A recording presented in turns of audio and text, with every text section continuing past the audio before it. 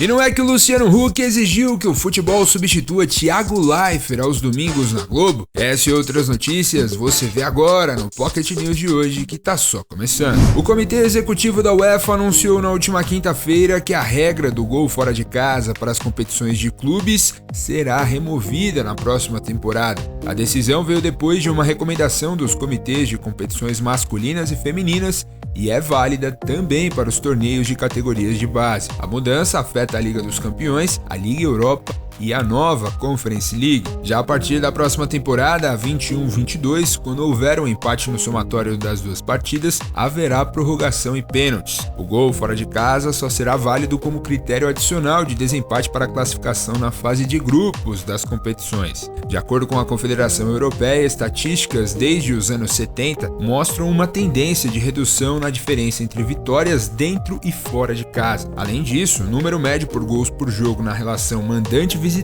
também diminuiu nas competições masculinas. Eu particularmente sempre achei uma aberração esse negócio de gol fora, que na verdade não existia no futebol sul-americano, muito menos aqui no futebol brasileiro, mas daí naquela total síndrome, de vira-lata, que a gente sempre tende a achar que absolutamente tudo que vem da Europa é melhor do que aqui, a gente acabou copiando essa bizarrice. Minha pergunta agora é, até quando a Conmebol, por exemplo, na Libertadores vai continuar mantendo isso? Porque se a tendência é copiar tudo que vem de lá, logo a gente acaba com isso por aqui também. Claro, o futebol europeu ele é uma referência, ele é muito mais avançado, tem uma série de coisas que podem e precisam ser copiadas, como organização e tudo mais, mas isso não significa necessariamente que só porque acontece lá, tem que acontecer aqui também. E eles foram capazes, incrível isso, de perceber primeiro que nós que essa regra não tem sentido nenhum. A ideia desse gol fora, ela vem de uma conclusão muito rasa, sem estudo nenhum, de que como vale mais, teoricamente o visitante buscaria mais o gol, fazendo com que as partidas fossem mais movimentadas. Mas isso acabou se provando naturalmente errado, porque o que mais acontece é o clube mandante, principalmente no primeiro jogo, ficar melindrado de exercer ali uma pressão ofensiva e acabar exposto demais tomando gol de contra-ataque, um gol que no geral vale 2 aí praticamente, Então os primeiros jogos, podem reparar, geralmente eles são muito estudados, porque o time mandante tem esse medo de tomar o gol. Então assim, eu tenho a expectativa de que agora os mata-matas vão acabar, pelo menos na média, com muito mais gols do que tinham antes. E eu acho que é muito mais justos, porque eu não vejo justiça nenhuma um time se classificar porque fez um gol fora na casa do adversário, sendo que o placar terminou empatado no agregado.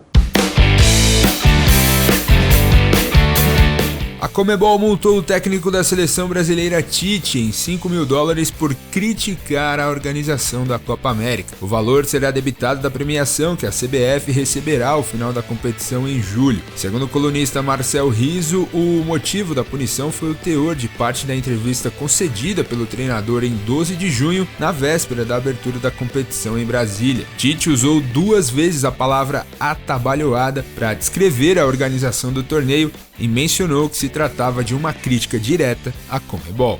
Depois de sofrer ameaças da UEFA, o governo britânico aumentou a capacidade do estádio de Wembley para semifinais e final da Eurocopa. O estádio poderá agora receber 75% do seu limite para essas partidas, que acontecerão nos dias 6, 7 e 11 de julho. Será o maior público, inclusive, em um evento esportivo no Reino Unido desde o início da pandemia. Vale lembrar que a capacidade de Wembley foi reduzida para 22 mil pessoas para as partidas da fase de grupos da Euro 2020. Esse número aumentará para 45 mil nos 2 jogos das quartas de final e 60 mil para as semifinais e final. A Major League Soccer, Liga de Futebol dos Estados Unidos, anunciou planos para lançar uma nova liga profissional em 2022. A nova divisão pretende desenvolver os jovens jogadores que estão saindo da MLS de base para os jogos profissionais. Além disso, a liga visa dar mais oportunidades ao lado técnico e comercial, desenvolvendo novos empregos para treinadores, árbitros e executivos para se envolverem no crescimento do futebol. Com 20 clubes, a liga começará no final de março e terminará com os playoffs na segunda metade do ano, seguidos pela final no início de dezembro. De acordo com o site The Athletic, a liga buscará sanção para se tornar a 3ª divisão do futebol americano. O São Paulo anunciou um acordo com a Dry Company, empresa operadora do tricolor Chip, marca de telefonia celular licenciada pelo clube, para ser a nova patrocinadora master das equipes femininas e de base. O negócio fará com que a marca fique estampada no principal espaço da camisa até dezembro de 2022. No último domingo, a equipe feminina utilizou a nova marca na camisa na vitória sobre o Real Brasília por 2-0 em partida válida pelo Campeonato Brasileiro.